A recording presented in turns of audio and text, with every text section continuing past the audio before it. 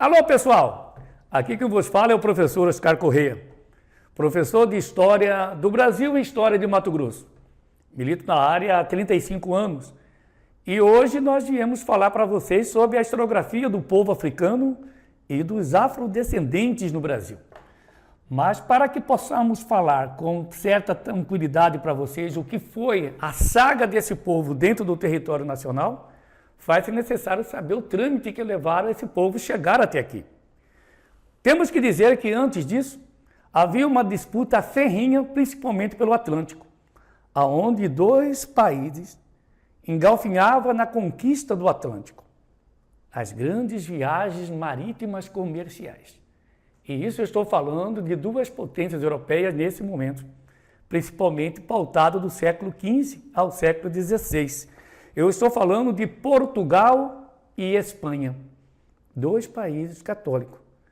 E isso tudo começa pela influência, principalmente quando Cristóvão Colombo, a serviço da coroa espanhola, vai descobrir aquilo que mais tarde vai ser conhecido como América, a partir de 1492. Portugal teria dito, então, que ele teria invadido o seu território, as águas pertencentes à rota comercial portuguesa, e já estava praticamente pronto para engalfinhar-se numa guerra ferrenha, quando decidiram, então, pautar o que era de possessão portuguesa e o que era de possessão espanhola. Para que isso pudesse ocorrer, como mediador foi convidado o Papa Alexandre VI. Alexandre VI, que é o Papa Rodrigo Borgia, que tem uma história fantástica a respeito desse Papa, o Papa espanhol. E a ele foi dado, então, o resultado para que pudesse militar e delimitar o espaço em que poderia ser pertencente à Espanha e aquela que poderia ser de possessão portuguesa. E o Papa, tendo consigo a questão espanhola nas suas veias, ele vai criar então um tratado que vai poder, naquele momento, fazer com que espanhóis e portugueses ficassem, a partir daquele momento, mais tranquilos para desenvolver o comércio pelo Atlântico. E um tratado em 1493 foi assinado, chamado Tratado Bula Intercoetera, mais ou menos parecido como o Tratado Internacional de Terra, em que dividia a 100 léguas a oeste de Cabo Verde, seria a possessão portuguesa, espanhola e a leste portuguesa. Só que o rei Dom João II achou que esse tratado não estava beneficiando a possessão portuguesa e pede que um novo tratado seja naquele momento marcado. Então, o tratado de 1493, Bula Intercoetera, em que dava apenas 100 léguas de possessão para o trâmite português, foi renegado e um outro tratado, em 1494, foi assinado, chamado Tratado de Tordesilhas. Tratado de Tordesilhas já modificava bem o trâmite que foi feito no Tratado Bula Intercoetera. A partir daquele momento, Portugal e Espanha assinavam um tratado em que delimitava 370 léguas a oeste da ilha de Cabo Verde. Cabo Verde, que são pequenas ilhas compostas na costa da África. E a partir desse momento é que começa, então, a saga das viagens marítimas comerciais. Há quem diga que Portugal já conhecia completamente o que estava fazendo. Sabia sobre a existência de terra e que aquelas 100 léguas não estava indo de acordo com os seus conhecimentos náuticos. Assim sendo, ele faz com que um novo tratado seja assinado e agora sim, acreditando que poderia encontrar terras nessas novas possessões. E assim, pessoal, começa então a saga da preparação para a viagem que iria levar então Pedro Álvares Cabral a fazer a primeira grande viagem. Jovem ainda, o mais jovem almirante da fragata portuguesa, estava à frente agora de 13 caravelas e uma nauf numa viagem para um novo mundo. E assim foi colocado a descoberta, entre aspas, do Brasil, já que já havia povos vivendo nessas terras. E aqui, pessoal, começa então o descobrimento do Brasil em 1500 e a exploração do pau-brasil como primeira atividade econômica, utilizando a mão de obra indígena através dos escambos. Ué, como assim? Bom, escambo significa presentes, ninharias, presentes sem valores, mas aquele momento servia para fazer a transição do trabalho indígena para aquele momento da exploração de uma certa árvore que foi encontrada na nossa região. Porque o que eles pretendiam encontrar no Brasil era o metal chamado ouro, ou até mesmo potose. Potose, que quer dizer minas de prata, o que não foi encontrado e nunca houve no Brasil as minas de Potose. E sim, a descoberta do ouro, mas não nas costas do Brasil. Mas isso é uma história que iremos contar um pouco mais à frente, porque nesse momento, apenas as costas do Brasil pertencia, pela linha imaginária de Tordesilhas, à possessão portuguesa.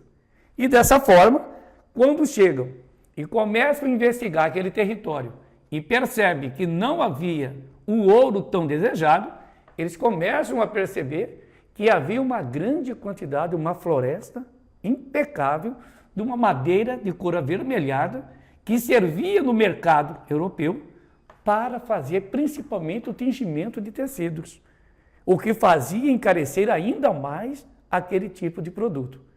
Era o pau-brasil. Grande quantidade existente nas costas do Brasil. Mas para tal, diante da cultura e da educação do homem português e principalmente do homem europeu, não se dispunha do serviço braçal. Para tal, ele precisava então ter pessoas para trabalharem para eles. Então quer dizer que a questão da escravização dos índios, que nós chamamos de escravidão vermelha, seria porque a cultura europeia não possibilitava que ele se doasse ao trabalho braçal? Sim. A cultura desses homens era justamente ter consigo pessoas para desenvolver esse tipo de trabalho. E como havia, nesse momento, entre 6 a 8 milhões de índios constituídos no Brasil, que nós chamamos de povos originários, eles então começam a utilizar o trabalho. No primeiro momento, havia uma certa cordialidade entre portugueses e índios, em trocas de facões, facas, espelhos, em si, bugigangas, os índios aceitavam, nesse momento, exercer o trabalho braçal. Então, é certo dizer que houve, então, um trâmite de um trabalho existente entre os índios tranquilo, sim, a primeiro momento, sim, mas depois eles vão sofrer esse tipo de intolerância quando eles começam a não aceitar mais o tipo de trabalho rigoroso imposto pelos portugueses. Mas até isso, o pau-brasil foi praticamente dizimado das costas do Brasil. Há indícios que foram cerca de 456 mil pés de árvore retirados das costas do Brasil num período muito curto, deixando praticamente desértico as costas do Brasil. O trabalho e o desenvolvimento com os índios levaram esse tipo de trabalho. E isso começava, então, o trabalho que eles já estavam visando, a escravidão. E os índios percebem isso e começam a refutar desse tipo de trabalho. Bom, a colonização do Brasil, em 1532, e a implantação da segunda atividade econômica. Qual seria essa segunda atividade econômica agora mais precisa? Em verdade, eu vos digo, nós estávamos agora com um produto chamado açúcar.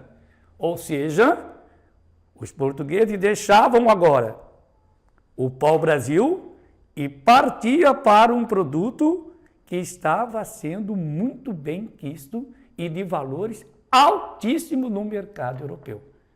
Começava então o rei de Portugal, a ter, naquele momento, a proposta de investir na instituição açúcar para beneficiar o comércio europeu. E para tal, precisava agora criar-se dentro da nova colônia as capitanias hereditárias. E dentro dessas capitanias hereditárias viria os engenhos de cana-de-açúcar.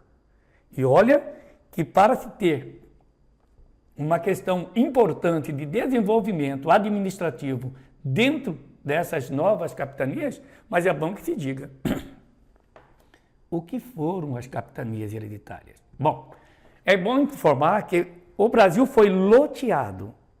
Como assim loteado? Praticamente fizeram lotes de 60 a 100 léguas de extensão. Mas para aí, professor, mas como fica a questão da linha imaginária do Tratado de Tordesilhas? Foram as costas do Brasil. Então teria a mesma extensão frontal? Não. Há uma corrente que diz que, no momento que chega da praia até o limite do Tratado de Tordesilhas, eles têm cerca de 15 a 20 quilômetros de fundo. Então, eles teriam que fazer sempre a extensão voltado com a frente da onde era as costas do Brasil. 60 a 100 léguas. Então havia lote de 60? Sim, mediante o tamanho daqueles que iriam ocupar e explorar essa nova forma administrativa de governo. 100 a 60 léguas. Bom, feito isso, houve então o primeiro a chegar aqui no Brasil para começar o desenvolvimento comercial aqui no Brasil. Martim Afonso de Souza. Martim Afonso de Souza chegou aqui, principalmente na parte de Pernambuco, aonde ele vai começar a desenvolver. E o primeiro engenho de cana-de-açúcar no Brasil foi o São Jorge dos Erasmos. Esse foi o nome que foi dado ao primeiro engenho de cana-de-açúcar constituído aqui no Brasil. Bom, agora começava uma nova fase, a exploração pela exploração. O governo português não havia em caixa dinheiro suficiente para ele produzir dentro da colônia. Então, ele vai convidar os fidalgos portugueses, que são justamente aquelas pessoas dotadas, principalmente conde, visconde, que tem aquela patente de família, para que pudesse desenvolver. Então, para um pouquinho. Então, quer dizer que os novos donatários, o Brasil foi praticamente criado uma média de 15 capitanias para 13 donatários. Como assim 13 donatários? Porque teve um que acaba tendo 2 lotes dentro do Brasil. Então, esse donatário tinha como trabalho, ou seja, explorar a região, desenvolver a atividade açucareira, montar os engenhos de cana-de-açúcar e ali transformar toda essa aplicação administrativa no produto final. Só que a terra não pertencia a ele, pertencia ao governo português. Ele estava apenas utilizando um espaço, por isso, capitanias hereditárias, porque passava de pai para filho e assim consequentemente. Tanto a parte lucrativa como os prejuízos era adicionado para a continuidade desse cidadão. Então as capitanias hereditárias não foram vendidas. Não, elas foram praticamente arrendadas para o desenvolvimento açucareiro. E esses senhores, quando chega, Martim Afonso de Souza, começa como o primeiro, em 1532, a formar os engenhos aqui. E vão utilizar a mão de obra, claro, aquela que tinha em maiores condições dentro do Brasil, os índios. E esses índios vão começar a trabalhar, mas a partir de agora, numa situação praticamente de escravidão. Percebendo então que estava começando uma nova economia no Brasil, a partir de 1534, começa formalmente a colocar em prática as capitanias hereditárias no Brasil. Ou seja, Martim Afonso de Souza chega em 1532, começa já a desenvolver E a partir desse momento, novas vão surgindo. Só que alguns fidalgos nem no Brasil chegou. E apenas 2 capitanias vão realmente prevalecer nessa nova empreitada do desenvolvimento açucareiro. São Vicente e Pernambuco. As demais praticamente não conseguiram acompanhar, principalmente na aplicação administrativa. E isso se deu principalmente porque esses fidalgos não tinham cunho, principalmente de ser um administrador, um gestor, para poder fazer com que essas atividades pudessem realmente sobrepor e viesse dar os lucros necessários que Portugal exigia e fazia questão de poder desenvolver, principalmente dentro de Portugal, que é um país europeu e precisava ter bônus. Como eu disse anteriormente para vocês, isso estava muito curto nas caixas portuguesas.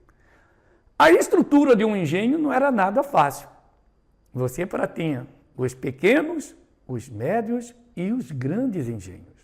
E a produção açucareira requeria também que as fornalhas ficassem 24 horas acesas para a produção açucareira. Opa, para aí, não entendi. Sim, as fornalhas, uma vez acesas, ela teria que ficar praticamente 24 horas sem poder para fazer essa produção realmente alcançar.